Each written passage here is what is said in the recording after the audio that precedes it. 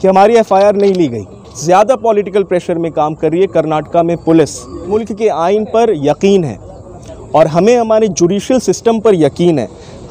ईश्वरप्पा के ख़िलाफ़ एफआईआर करने की कोशिश की गई थी कि आज आप लोगों को हमने इधर इसलिए बुलाया बताने के लिए कि कुछ दिनों पहले हिंदू जना जागृति समिति के चंद्रू मोहन जो कोऑर्डिनेटर है मोगर, उन्होंने ये बोला कि मुसलमान जो फ्रूट सेलर है, फ्रूट वेंडर है, जो फल बेचता है, बोला कि वो लोग इकॉनमी जो है अपना सबोटाज करके मोनोपोली कर रहे हैं। और उनका ये कहना था कि मुसलमान जो फल बेचता है वो उसके ऊपर थूकता है फल पे, और उसको उन्होंने थूक जिहाद का नाम दिया।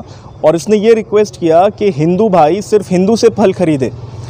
इस चीज़ को हम मानते थे कि कॉन्स्टिट्यूशन के ख़िलाफ़ है और हमने ये समझा कि इसके ख़िलाफ़ पुलिस ने एक्शन क्यों नहीं लिया। जब पुलिस ने एक्शन नहीं लिया तो मेरे साथी खिज़र भाई और वसीम राजा भाई, हम तीनों संजय नगर पुलिस स्टेशन गए और वहाँ पर हमने कंप्लेन दिया। तो अव्वल तो वहाँ पर जो इंस्पेक्टर थे बलराज, उन्होंने ये कोशिश करी कि पहले हमें कन्विंस किया जाए कि फ्रीडम ऑफ स्पीच होता है। जब हमने उनको बताया कि फ्रीडम ऑफ स्पीच को एक्सप्लॉइट नहीं किया जा सकता, तो बलराज सर ने बोला कि हम आपको लीगल ओपिनियन लेते हैं। उसके बाद जब उन्होंने लीगल ओपिनियन की बात करी तो हमने उनसे बोला कि सर ये कॉग्निजेबल ऑफेंस है, यहाँ पर हमारे इकोनॉमिक बॉयकॉट की बात चल रही है, जो कि यूनाइटेड नेशंस का जेनोसाइड का आर्टिकल नंबर 2 अगर आप देखते हैं वो क्लियर कहता है कि इकोनॉमिक बॉयकॉट भी जेनोसाइड का हिस्सा है। तो हमने उनसे बोला कि आप इसको कॉग्निजेबल ऑफेंस ट्रीट करिए। उन्होंने तब भी हमसे बोल दिया कि हम आपको लीगल ओपिनियन के बाद बताएंगे। जब हमें ये बात बोली गई तो हम कमिश्नर साहब के पास गए, कमल पंत साहब के पास। कमिश्नर साहब ने हमें टाइम दिया और कमिश्नर साहब ने हमारी कंप्लेंट को पढ़ा और उसके बाद उन्होंने हमें एक सील्ड एनवलप दिया। और उस सील्ड एनवलप में क्या लिखा था हमें नहीं पता। कमिश्नर साहब ने हमें राय दी कि आप इसको डीसीपी नॉर्थ के पास ले जाइए और इस सील्ड एनवलप को उनको दीजिए। हमने उनसे पूछा कमिश्नर साहब से भी कि सर एफआईआर क्यों नहीं हो रहा है। उन्होंने कहा आप ये ले जाकर दीजिए, और उन्होंने कुछ भी नहीं बोला। हम वहाँ से निकल कर गए, डीसीपी नॉर्थ साहब से हम उसी दिन मिले। डीसीपी नॉर्थ साहब विनायक पाटिल साहब के यहाँ जब हम पहुँचे, उन्होंने वो एनवलप खोला और उस एनवलप को पढ़ा और उन्होंने अंग्रेज़ी में बोला वी विल एग्जामिन इट। हमने उनसे वापस सवाल किया कि सर एफआईआर कब होगा, क्योंकि इस पर एफआईआर होना था। उन्होंने कहा it has come to my notice, we will examine it. हम इतना बात करके वहाँ से निकल गए। दूसरे दिन हमने मीडिया के साथियों के साथ बात को शाया किया। जब हमें ये लगा कि अब मीडिया के साथ हमें बात करनी चाहिए, काफ़ी सारे न्यूज़पेपर्स ने इसको कवर किया। द हिंदू ने, डेक्कन हेराल्ड ने, द वायर ने, सब ने इसको कवर किया।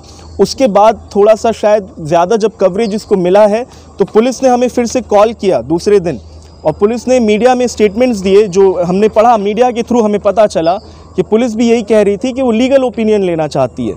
उसके बाद हमें संजय नगर से बुलाया गया पुलिस स्टेशन से। कल रात में हमें कॉल आया 8:30 बजे, और मैं बहुत ही ज़्यादा शर्मिंदगी से आप लोगों को ये बताना चाहता हूँ कि हमारी एफआईआर नहीं ली गई। पुलिस ने ये कहा है कि वो नॉन कॉग्निजेबल ऑफेंस है, यानी स्टेशन से एफआईआर नहीं हो सकता। एक इकोनॉमी बॉयकॉट करने को पुलिस ने नॉन कॉग्निजेबल बोला। आज हमारा यहाँ पर प्रेस कॉन्फ्रेंस करने का मकसद 2 है। एक तो हम ये बताना चाहते हैं कि पुलिस एक लॉ इन्फोर्समेंट एजेंसी है और उनका काम है सिर्फ उसको लागू करना। अफसोस कि आज वो ट्रेमेंडस पॉलिटिकल प्रेशर में काम कर रही है, बहुत ज़्यादा पॉलिटिकल प्रेशर में काम कर रही है कर्नाटका में पुलिस। और हमारी ये दरख्वास्त है पुलिस से और जो हमारे कंसर्न्ड सिटीजन हैं उनसे कि पुलिस पॉलिटिकल प्रेशर में ना काम करे। उसके लिए आपको, मुझको भी मेहनत करनी पड़ेगी और मीडिया के साथियों को मेहनत करनी पड़ेगी, क्योंकि अगर लॉ एंड ऑर्डर मेंटेन करना है, संविधान को अगर बचाना है, तो पुलिस को नॉन पॉलिटिकल प्रेशर में काम करना पड़ेगा, बिना किसी पॉलिटिकल कलर के, किसी प्रेशर में काम नहीं करना है। दूसरी चीज़ हम आपके ज़रिए से ये बताना चाहते हैं कि भले ही हमें पुलिस स्टेशन से अभी एफआईआर नहीं मिला और हो सकता है अभी हमें इंसाफ वक्ती तौर पर नहीं मिला है, पर हमें इस मुल्क के आइन पर यकीन है और हमें हमारे जुडिशियल सिस्टम पर यकीन है। हम यहाँ से इंशाअल्लाह कोर्ट जाएंगे और कोर्ट में प्राइवेट कंप्लेन लेकर जाएंगे और कोर्ट से हम दरख्वास्त करेंगे कि वो इस चीज़ के ऊपर एफआईआर लॉन्च करने की ताकीद करे। ईश्वरप्पा के ख़िलाफ़ एफआईआर करने की कोशिश की गई थी, जहाँ पर उन्होंने मैंगलोर के केस को एक्सप्लॉइट करने की कोशिश करी थी।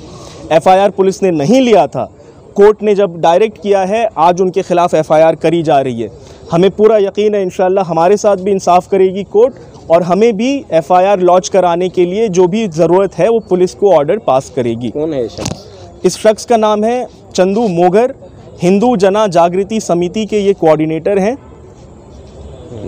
क्या पॉलिटिकल प्रेशर है इस वजह से ऐसा लग रहा है? हमारा पूरा मानना ये पॉलिटिकल प्रेशर है, क्योंकि जिस तरह का माहौल कर्नाटका में बनाने की कोशिश की जा रही है एक पीसफुल स्टेट में, जो कि जाना जाता है, कर्नाटका जाना जाता था पीस के लिए, वहाँ पर जिस तरह से माहौल ख़राब करने की साजिश है, हमें पूरा यकीन है ये पॉलिटिकल प्रेशर में काम हो रहा है, जिसका डिविडेंड कुछ पॉलिटिकल पार्टीज़ रीप करना चाहती हैं।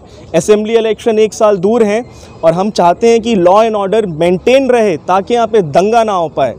अगर लॉ एंड ऑर्डर मेंटेन नहीं रहा तो दंगा होने के भी इम्कानात हैं, और अगर वो होता है तो उसकी ज़िम्मेदार लॉ एजेंसीज़ होंगी जो अपने ड्यूटी में फेल कर चुकी होंगी।